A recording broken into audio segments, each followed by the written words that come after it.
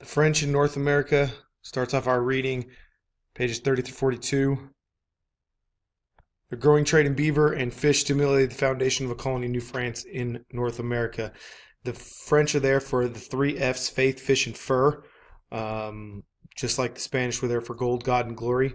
Of course, fish and fur are going to bring them money, and the faith will justify anything they do while trying to accomplish those goals. Samuel de Champlain established the first permanent settlement at Quebec in 1608.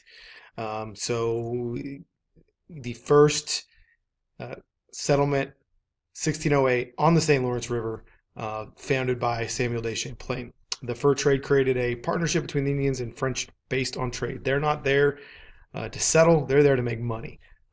They have coureurs de bois, which are wood runners, and they are there to make money off of the Native Americans. Of course, we have to justify it. Missionary activities to convert Indians to Christianity was a major colonial motivation. Here you see here all the settlements along the St. Lawrence River. St. Lawrence River was the lifeline. You could take the St. Lawrence River north and get out to the Atlantic Ocean, or you could take it south and take it to the Great Lakes, which then would get you to the Ohio River, which then would get you out to the Mississippi. So there was a big navigable waterway, and the French claimed a lot of land in the New World for themselves. King Louis XIV and Jean-Baptiste Colbert strengthened colonial administration, improved defenses, and promoted migration. So strengthened colonial administration, they tightened control over what was going on in the New World. Improving defenses by sending an army and building more forts, and promoting migration. They want a lot of people to go there. However, New France struggles. Their population is slow to grow. They only reach about 15,000 in 1700. That is about that is about equal to what the lower South in the British colonies, which we're going to talk about in a minute, gets to. All the other colonies in the British colonies in America do much better than that of the lower South and of New France. Again, as I said, the lifeline of the French was the St. Lawrence River, and farms were developed there once colonization starts. But again, traders and missionaries are the main thing that are there. And they make it all the way down the Mississippi, out the Gulf of Mexico, claiming all of that land.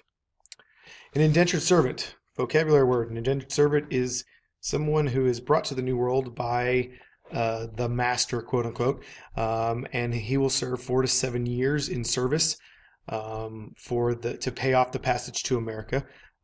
When their service is complete, if they're still alive, they will be given land to develop for themselves. This was a tricky situation because if I am the master and I want to have this indentured servant work for me for 4 to 7 years, I'm going to tell them everything that I know, which when I give them land at the end of the day, at the end of the 7 years, they're going to become my competition. And so being my competition, I'm going to give them the crappiest land. So being an indentured servant does not give you upward mobility. It doesn't mean that you're going to have upward mobility. The life of indentured servant sucks. Here's a chart that shows New France versus the English colonies and how unsuccessful New France was compared to that of the British. And you can see there how it is compared in 1700 to that of the Lower South. The next group is the Dutch. The Dutch, by 1600, have the leading economic situation or system in Europe. They have set up the Dutch East India Company, which handles everything east of Africa, so present day South Pacific, and then they're going to set up the Dutch West India Company that's going to handle all of their business on the west side of Africa, and they're going to establish New Netherlands. New Netherlands is present-day New York. Their colony stretches from Fort Orange, which is present-day Albany, all the way to Manhattan Island. Their population grows really slowly, but they're super diverse for 2 main reasons. Those 2 main reasons: they have religious diversity and ethnic diversity. If you make it there, you are not enslaved. So there are a lot of Africans who are free in New Netherlands, as well as any kind of religious group you can think of. They did have good relations between the Iroquois nation, but the Algonquin Indians, especially around New Amsterdam, which is New York City, present-day New York City, it was not very good relations. So Iroquois nation, good. Algonquin, bad as far as the Dutch are concerned. Another group that comes about are the Quakers. We'll talk more about them later, but they believe in an inner light. They do not believe in formal theology or a educated ministry. They say whoever feels like speaking and is touched to speak that day is going to speak. They still are Christian. They believe in the New Testament and Old Testament, but they don't really have a set of rules or structure of how their church service is going to go. The most important Quaker would be William Penn, and he will found Pennsylvania, but again, we'll talk about that at a later time. All right, the English, the main portion of our reading. Virginia Company, the beginning of American history, 1607, when Jamestown was founded. Remember, we learned from Roanoke that having one person having control over a colony isn't going to work. We need to pool our money together. And so the Virginia Company is a joint stock company that pools their money together and founds Virginia, otherwise known as the Virginia Company. In the beginning, it doesn't do well. People aren't taking it seriously. They're bringing chemical tests for gold. They're not wanting to work. It's not until John Smith comes around who comes up with the quote, "If you don't work, you don't eat," which is able to whip the colony back into shape.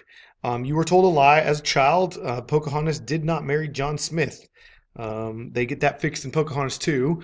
She actually marries John Rolfe, which we'll talk about in a little bit. But John Smith did not marry Pocahontas, so don't get confused on that. That was John Rolfe, and just remember him as saving Jamestown the first time. Rolfe will set up an economy, but John Smith is the one who saves Jamestown from the brink of failure. Relations between the Jamestown colonists and the Powhatan Confederacy were poor, due to the fact that both of them were willing to fight each other. This is where the smallpox blankets happen, where the Native Americans are given smallpox blankets, and where the Native Americans try to poison our water by killing a whole bunch of animals and putting them in our upstream from where we get our water. So it always leads to violence. We are unfriendly with them. They're unfriendly with us. The Powhatan Confederacy, I don't think is in the wrong here. I think both sides are in the wrong, and the early Virginia struggles because the other reasons we talked about, but also because of bad relations with the Native Americans. And by 1622, a 10-year war erupts against the Powhatan Confederacy.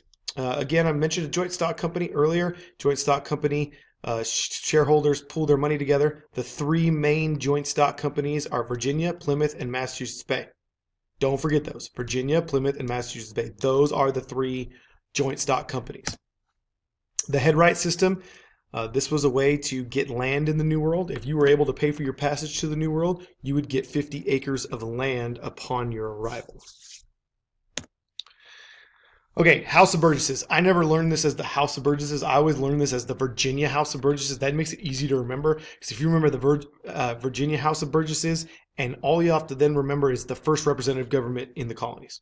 Okay, so Virginia House of Burgesses, first organized representative government in the English colonies.